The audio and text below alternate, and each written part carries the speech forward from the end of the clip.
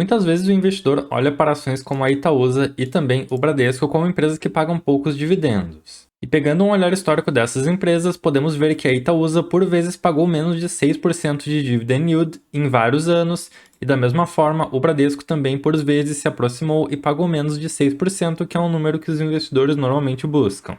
Mas existe um detalhe fundamental e que faz toda a diferença nessa conta, que são as bonificações de ações. E é justamente sobre esse assunto que eu vou falar nesse vídeo. Só lembrando que isso não é uma recomendação de investimentos, então já deixa o teu like, se inscreve no canal e vamos nessa! Para começar esse assunto de bonificações, a primeira coisa que eu queria dizer é que as ações mais famosas no Brasil que fazem esse tipo de movimento de bonificações são justamente a Itaúsa e também o Banco Bradesco, que são empresas que atuam no setor financeiro. Sendo então bancos gigantescos no Brasil que têm uma extrema capilaridade e atuam em praticamente todos os municípios do Brasil, tendo também vários tipos de serviços, como a parte de seguridade, crédito e diversas outras coisas prestadas aos seus clientes. Isso acaba trazendo uma gigantesca rentabilidade para essas empresas e permite então que elas façam essa questão do movimento de bonificação com maior facilidade. Só para dar uma ideia para vocês, as empresas começaram com essa questão de bonificação há não muito tempo, mesmo ela já existindo na Bolsa Brasileira.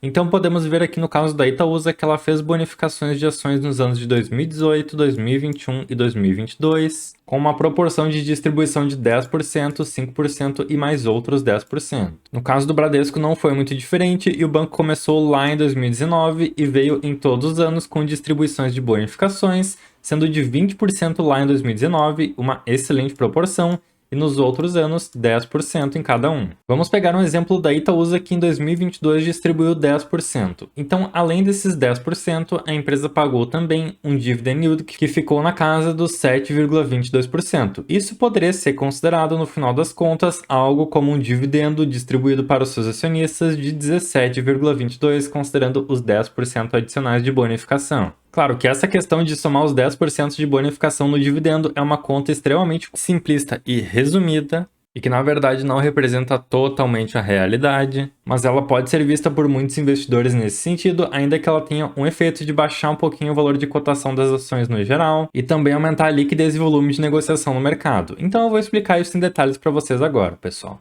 Eu vou pegar essa matéria da Suno, que é muito boa para explicar esse assunto como base, e eu vou estar deixando ela inclusive aí na descrição se vocês quiserem dar uma lida depois.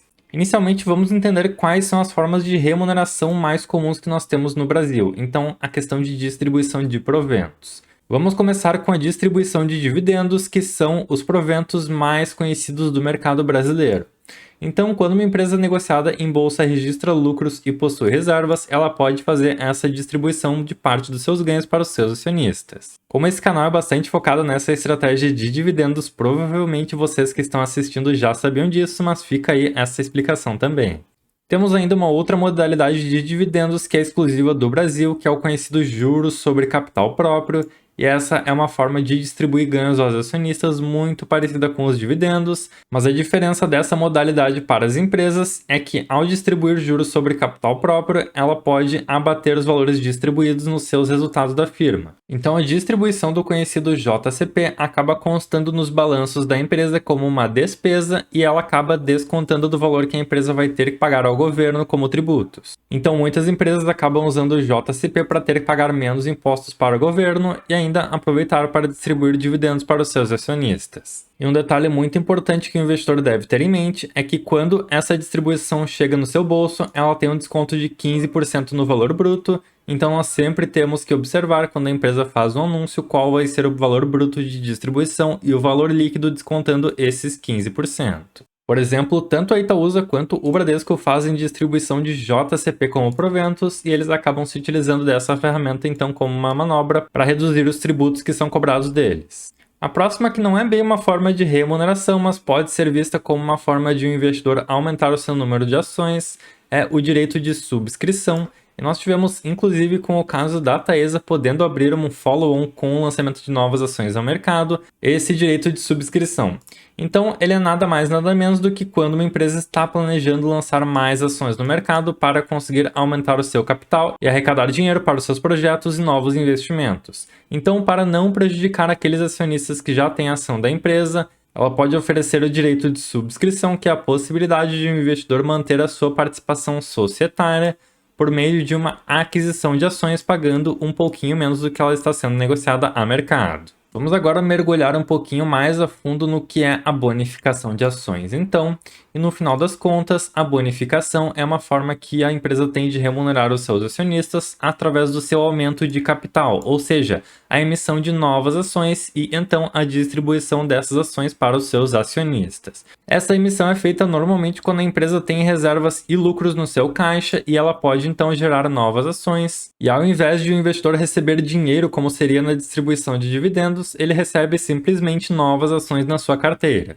Alguns pontos interessantes desse movimento é que não há entrada de novos recursos para a empresa, já que ela utilizou os seus recursos que estavam em caixa para fazer essa geração de ações, e também com esse novo número de ações circulando em mercado, um movimento muito natural é que o preço de cada ação recue um pouquinho. Através de uma deliberação no seu conselho, a empresa define quais serão os detalhes da bonificação, como, por exemplo, alguns aspectos relativos à quantidade de ações que serão distribuídas em forma de bonificação, a data da distribuição e também qual vai ser o preço das ações distribuídas. E sim, pessoal, a empresa determina um preço porque no final das contas o investidor vai usar esse valor para lançar na sua declaração anual de imposto de renda. Então é importante lembrar desse fator aqui porque muitos investidores esquecem que a ação de bonificação tem esse detalhe de declaração também.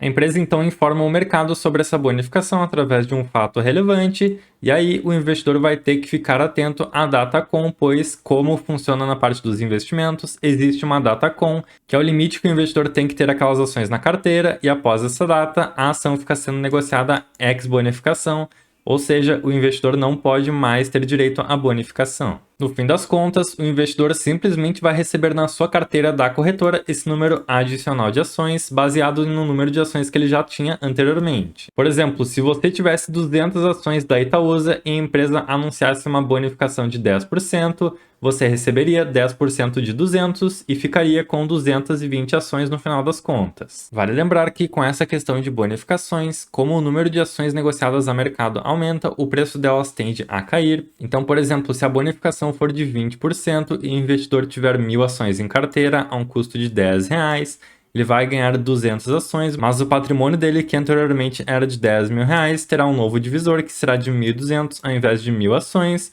e a nova cotação será então de R$ 8,33. Na prática, o investidor acaba ficando com o mesmo valor de patrimônio, mas com mais ações em circulação, há um aumento de liquidez e pode haver mais negociações naquele ativo que pode sim ter uma subida no seu preço. Além de que a ação com um preço menor de negociação acaba também atraindo mais investidores, pois quem não gosta de comprar uma ação mais baratinha, né, pessoal? E existe ainda um detalhe, caso o investidor não tenha um número redondinho de ações. Por exemplo, se ele tiver 33 ações com uma bonificação de 20%, ele ganharia 6,6 ações novas, mas esse valor fracionado de 0,6 seria acreditado então em dinheiro para o acionista, pois não completou uma ação inteira. E as ações que sobram para a empresa são vendidas através de leilões de forma agrupada. No fim das contas, a questão da bonificação tem vantagens e desvantagens. Então, uma das desvantagens, como eu já citei para vocês, é a questão da queda do preço de cotação no mercado e muitos investidores podem, inclusive, após receber as suas novas ações, fazer a venda delas, o que poderia derrubar um pouquinho o preço de cotação também. Mas normalmente, quando uma empresa faz esse movimento de bonificação, o acionista acaba tendo um número maior de ações por unidade. E quem aí não gostaria de ter mais ações de uma boa empresa, né, pessoal? Ainda mais considerando que, caso a ação dessa empresa tenha uma valorização de 20%, esse 20% vai ser em cima do número de ações já bonificado do que do número que o investidor tinha anteriormente. E além disso, como os dividendos e JCP são distribuídos com base no número de ações que o investidor tem, então se a empresa manter um valor regular de dividend yield, o investidor vai, no fim das contas, ter um dividendo aumentando, porque o número de ações que ele tem vai aumentar também. Então é aquela coisa, é muito melhor você receber 6% de dividend yield tendo 120 ações do que tendo somente 100 ações. Claro que, na minha opinião, entre receber uma bonificação ou um dividendo direto na conta, eu prefiro particularmente o dividendo, mas a bonificação também não é algo ruim e se a empresa vier com esse movimento, para mim está ótimo, principalmente considerando empresas como a própria Itaúsa, o Bradesco ou inclusive outras empresas que estão começando a fazer esse tipo de movimento, como a própria Alupar, que recentemente fez uma bonificação aos seus acionistas de 4%. E a bonificação acaba sendo uma forma de distribuição bastante interessante para as empresas, pois, diferente dos dividendos, ela acaba não sendo tributada, como já estão querendo tributar aí os dividendos no Brasil e extinguir o JCP. E também o investidor vai ter as ações em carteira e provavelmente ele não vai querer vender se for uma boa empresa. Então, por exemplo, uma Itaúsa ou uma Alupara, eu não gostaria de vender. E a empresa acaba tendo as suas ações lá no bolso do acionista que vai segurar elas por muito tempo ainda. Então, pessoal, quando vocês olharem para uma empresa ou verem alguém falando que a Itaúsa ou Bradesco não pagam dividendos tão bons, lembrem também aí da questão das bonificações e como isso acaba afetando a remuneração das empresas, pois no fim das contas, isso acaba parando no bolso do investidor. Mas bem, pessoal, o que eu tinha para esse vídeo era isso, então eu trouxe para vocês um geralzão sobre bonificações, que é um ponto que muitas vezes os investidores não levam em conta ou sequer sabem que existe. Então, às vezes a pessoa está recebendo as bonificações na carteira, tem o número de ações aumentando, mas sequer sabe que isso está acontecendo, e é um ponto muito importante para a gente ter em mente. Bem, pessoal, o que eu tinha para esse vídeo era isso, então espero que tenham gostado do conteúdo. Deixem aí nos comentários também, vocês gostam de bonificações ou não gostam dessa remuneração por algum motivo? Peço que, se vocês gostaram, deixem o seu like e também se inscrevam no canal para ajudar aí no nosso crescimento. E é isso. Um abraço para todo mundo. Tchau, tchau.